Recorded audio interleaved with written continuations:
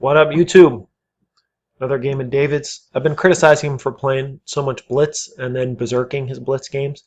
I mean, I understand it's very alluring to play the tournaments on Lee Chess, especially with his rating. He can play the under 1700 and try to get first place, and it's fun. And then you berserk, and it's like ego thing, and you can get more points in the tournament if you berserk. For those who don't know, berserk means you give up half your time.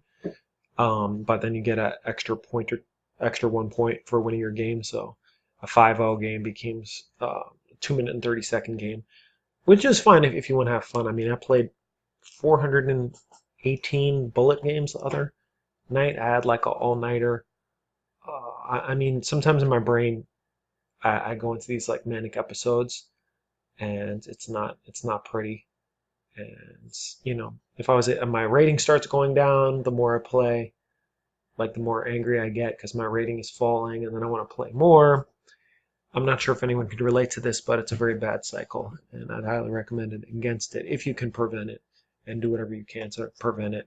But unfortunately, unlike a gambling addict, at least I'm not losing thousands of dollars, but I am like hurting my brain and probably my chess skill and my body. I mean, my neck and my hand, my neck was all jacked up and hurt for like 2 days after that. My hand was having carpal tunnel. So anyway, but do as I say, not as I do. Although I will promise here on YouTube to the however many people watch this that I will not play any more Bullet for the rest of 2018. So if you see on my Lee Chess profile that I played some Bullet, you can hurl abuse at me verbally. I mean, don't go too crazy. Anyway, here we go. David versus Fishbra versus Levy Ron from the under 1700 Blitz arena. We got a Scandinavian, and David plays d4 instead of knight c3. d4 is, I think, equally as good. There's some line where black can play e5. Yeah, I think black can play e5 here. And yeah, I don't know that much about that line, so I'm not going to analyze it too much. But I play knight f3, and the main line, of course, is knight c3. After knight f3, I don't think e5 is as good because now you could play c3, knight c3, and you have a nice lead in development, and this pawn could be overextended. But I digress. David played d4. Black voluntarily brought his queen back. David played knight c3. I think probably better is knight f3, slightly better, just in case you want to move your c pawn later to c4. And the white knight almost always wants to go here, whereas the black knight, who knows, in some lines you might want to play bishop f4 and knight d2. So knight f3 is a little more flexible. Black plays knight f6. And again, bishop c4, I'm not going to criticize it too heavy, but I'd recommend knight f3 instead, just because you may want the bishop on d3. You may even want to give this check. Whereas the knight, again, it's almost always going to go to f3 in these lines. You may even want the bishop on e2 if black pins you. So it's a little more flexible. And here black just plays e6, which kind of shows that this bishop probably is on his best square. But again, nothing too big of a deal. Knight f3. And by provoking e6, white has gained something. You lock in the dark square bishop. Bishop e7. Here, normal move would be castle, but David, probably inspired by a video I sent him about Leela Zero, the new great engine hope, trying to surpass Stockfish and Alpha Zero. Just dropped something. Played a similar move in a match against Grandmaster Andrew Tang. But yeah, here Rook G1. It's a little early. I don't think you'll ever see any grandmasters or computer engines playing a move like this early, before white's castled, before white's done with development. If white had his bishop out here and his queen out here and was castled queenside, then okay, then maybe Rook G1. But here, it's a little premature. But black plays a little bit passively, so probably better if you want to attack on the queen side, maybe bishop d3. instead, aiming over here, and then you can thrust your pawns like so. But bishop b3, a6 was played, and now g5, knight to d5, knight to e5. Can't really criticize any of this so far. Black doesn't really want to play f6 to kick this knight because then that would justify white's play with the g-pawn. Already black is kind of justified white's play with the e-pawn. And black continues to make non-developing moves. He plays a5. He wants to play b5 or a5, hit one of these pieces, but this is very slow. David plays queen f3, threatening mate, black castles, and now David plays queen h5. This is really not so bad a plan, although the way he followed it up was not ideal. Now black just kind of blindly keeps going forward on the queen side, and here David already can justify this move with queen g3.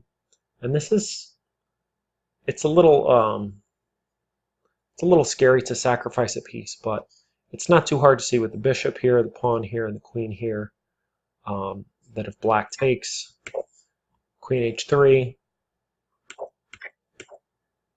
and already white can sack a piece legitimately. And yeah, this is a great position. You can also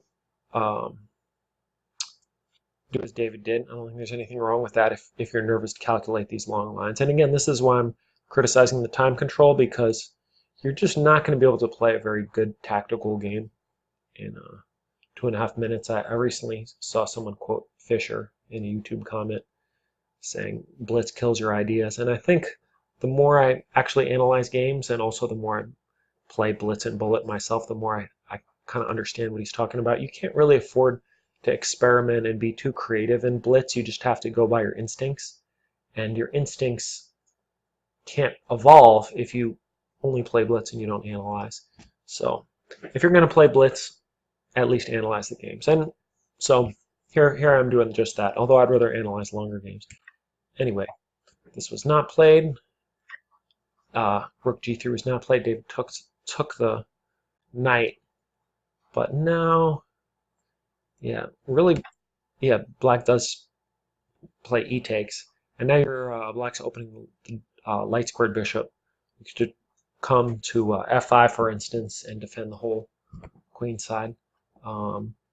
Black could still try to, excuse me, white could still try to bring his rook up, but here, yeah, just this one move, e takes d, makes all the difference.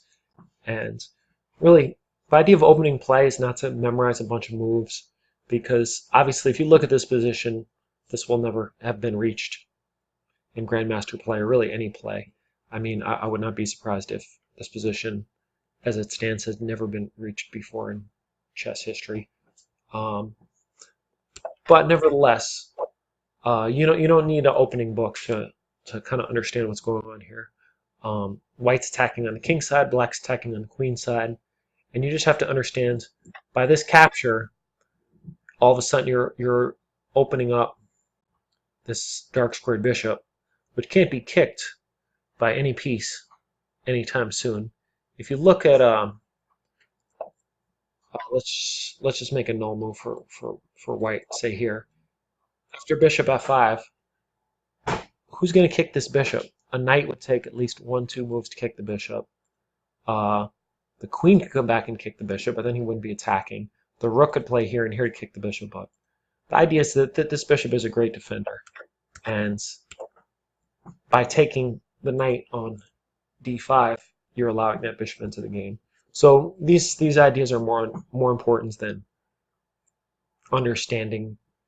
So some kind of, well, this is chess understanding as opposed to like memorizing an opening, and then you could kind of get confused because like it's impossible to memorize all the openings, so you could get confused about what piece belongs where.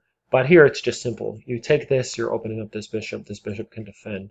It's not about memorization, it's just like analyzing the pieces. So anyway, David does take, and then he plays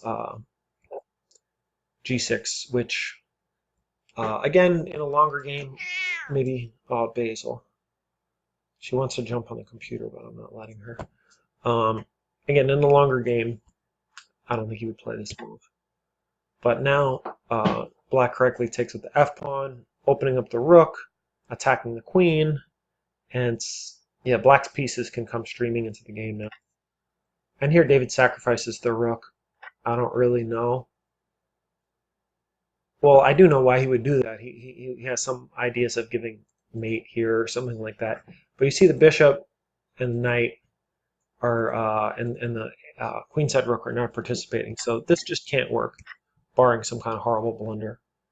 And yeah, the guy on YouTube who commented "Blitz kills your ideas" was just talking about how Nakamura plays a bunch of weak players in like bullet games, and he tries to get away with stuff. Obviously, not stuff this primitive, but you know, against someone like Carlsen, he just can't get away with this. And you know, David can't even get away with this against a 1600 player on Licha. So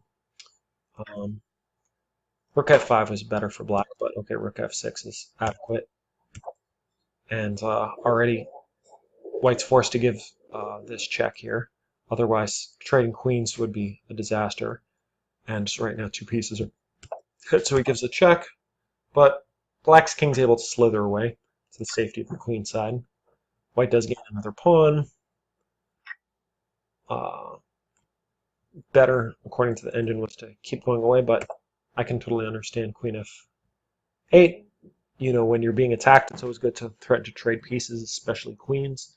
Then you know you're going to win in the endgame. White backs up, gives a check, but this just sends black to where he wants to go anyway.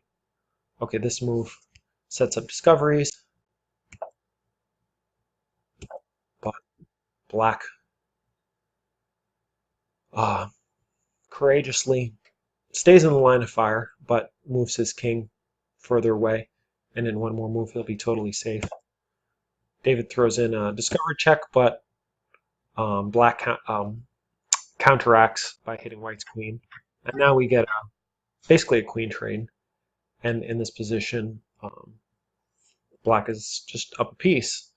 Okay, he's not very well developed, but then again, neither is white, actually. So David gives a check. The king gets away, he castles. Black attacks the rook. Knight a6 is a good move, actually. Covering the square, coming here. And yeah, actually, I don't know why I said white is a piece down. He's actually a rook down. And I'm not going to analyze further after rook a8 because this is just clearly winning for black. And this was due to white's premature attack. I mean, it's really fun to play moves like g4, and in this game it actually would have worked if David had not saved his bishop over here and instead gone all in with the rook lift for the attack. So when you play attacking moves that don't work, it's always worth it to look at how they could have worked. But yeah, it was not a good attack. Even if it would have worked, it wasn't the correct plan. So anyway, I hope you enjoyed this game. Thanks for watching.